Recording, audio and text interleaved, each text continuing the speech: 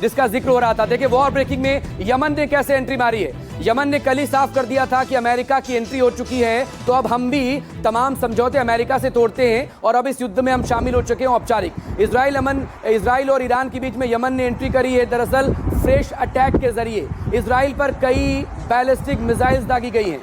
Fars news agency के हवाले से ये बड़ी खबर है और दरअसल चूंकि 20 अटैक्स तो हो चुके हैं ईरान की तरफ से, इसे 21वें अटैक के तौर पर देखा जा रहा है। ये देखें खबर क्या है, ये फार्स न्यूज एजेंसी ने जो बताया है, वेव 21 ये ऐड की गई है ट्रू प्रॉमिस रिस्पॉन्स को लेकर, और ये ईरान ने दरअसल अटैक किया है, मिसाइल्स अटैक, जो कि अब ये तस्वीरों के जरिए आप देखें जो मिसाइल अटैक यहां पर हुआ है। कल ही यमन ने युद्ध का ऐलान कर दिया था। Defence expert major general Pankaj Saxena मेरे साथ यहां पर जुड़े हुए हैं। देखिए यमन की एंट्री तो हो गई है, लेकिन वो इतना शक्तिशाली नहीं है।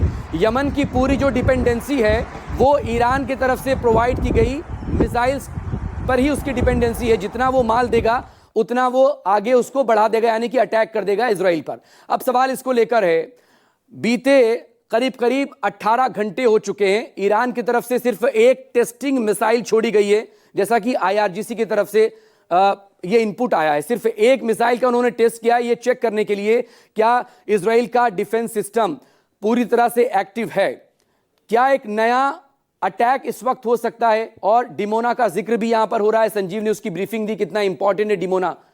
मेजर जनरल सक्सेना, देखिए ये जो बिटवीन इजराइल और ईरान, मेरे हिसाब से तो ये चलता रहेगा थोड़े दिनों के लिए। जहां तक उनका डिमोना न्यूक्लियर साइट की बात है, मैं आपके जो संजीव जी ने जो बताया, मैं एग्री करता हूं कि ऐसा जोखिम अभी ईरान उठाएगा नहीं, मेरे को नहीं लगता।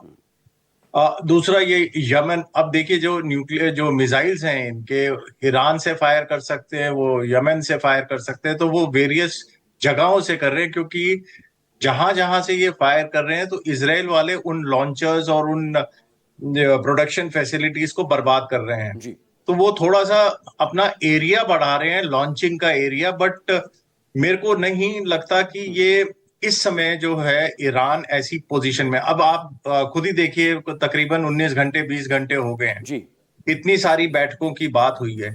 ये बैठकों का जो रिजल्ट निकल के आता है, वो ईरान भी तो एक तरीके से तय ले रहा है कि उसकी इंटरनेशनल स्टैंडिंग इस समय क्या है।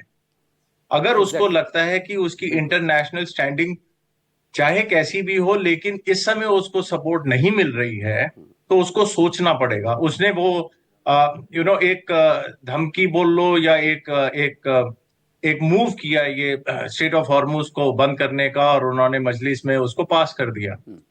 जैसे सिंगल साहब ने बताया कि वो एक ऑप्शन है, लेकिन ऑप्शन तो तब होगा जब उसको यूज किया जाए, क्योंकि स्ट्रेट ऑफ हॉर्मुज को बंद करना एक इंटरनेशनल इवेंट हो जाएगा।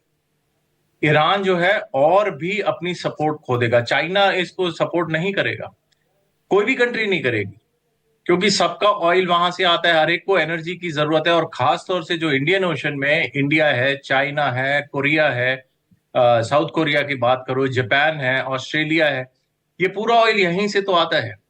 तो ईरान जितनी भी थोड़ी बहुत उसको सपोर्ट मिल रही है, मतलब वो तो मौखिक सपोर्ट मिल रही है, डिप्लोमेटिक सपोर्ट मिल रही है, ग्राउंड एक्शन तो अभी कुछ नहीं मिल रहा। जी कोवर्ट अगर मिल रहा है तो दूसरी बात है, बट ऊपर ओवर्ट कुछ नहीं मिल रहा, तो वो जितनी बची कुची है वो भी खो जाएगा। तो मेरे को नहीं लगता, अभी मेरे को लगता है कि ईरान को जो है अब नेगोशिएटिंग टेबल पे आ जाना चाहिए। समय ये है कि नेगोशिएटिंग टेबल पे आ जाए और टाइम को बाय करे, सो दैट आगे जाके वो फिर खड़ा हो सके, मतलब ऐसी सिचुएशन में ना पहुंचे कि बिल्कुल ही खत्म हो जाए।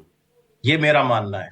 और जहां तक अभी बीच में ये बात हो रही थी सत्ता चेंज की, रेजीम ये देखिए सत्ता चेंज जो है ना, इसमें यूएस एक्सपर्ट है और उसने सारे तरीके अपनाए हुए हैं। आप अफगानिस्तान में देख लीजिए, फिजिकली गए, इराक में देख लीजिए, फिजिकली गए, अब बांग्लादेश में देख लीजिए, उन्होंने वहीं से बैठे बैठे इंटरनल अनरेस्ट करके बांग्लादेश में सत्ता चेंज करी। लीबिया में भी किसी गद्दाफी को कैसे हटाया था।